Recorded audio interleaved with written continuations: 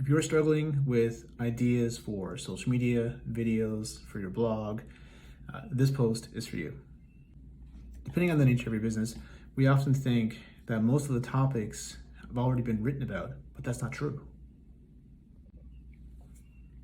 In most cases, the topics or the idea can be the same, it's just the perspective can slightly change, and that's where you come in.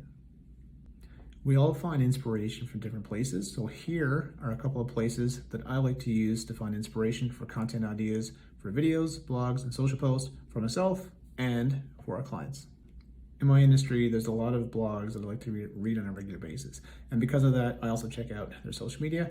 And immediately after I read something, I think about, wow, that's a really good perspective. The creative juices begin to flow. And already I'm beginning to think about new ideas that we can create either for myself, for our company, or for our clients. One place that I like to find new ideas is just by reading. The more I read business books, articles, social posts, content, the more the creative juices begin to flow, and then from there I think about new post ideas that I can have for the content that I want to share with someone like you. Give this a try. You'll discover new sources and you'll find some new inspiration for your content. The second thing that I like to do when I'm looking for new inspiration for ideas, social posts, videos, etc., is to read beyond your niche. So more often than not, we typically stay within the bubble or the niche that we work with. So we see the same ideas repeated over and over and over.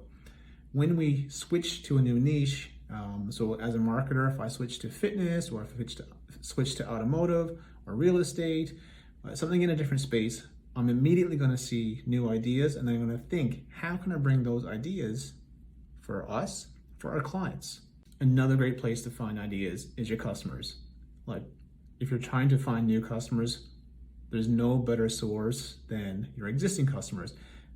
Call them up, talk to them, interview them, talk to your existing customers, see what they're writing about, answer those questions. There's new content ideas in there every single day.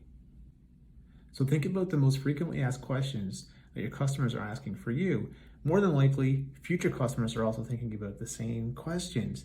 And when they are, you begin to answer those questions, whether it's in your blog posts or videos or your social media posts, and voila, you've got new content ideas.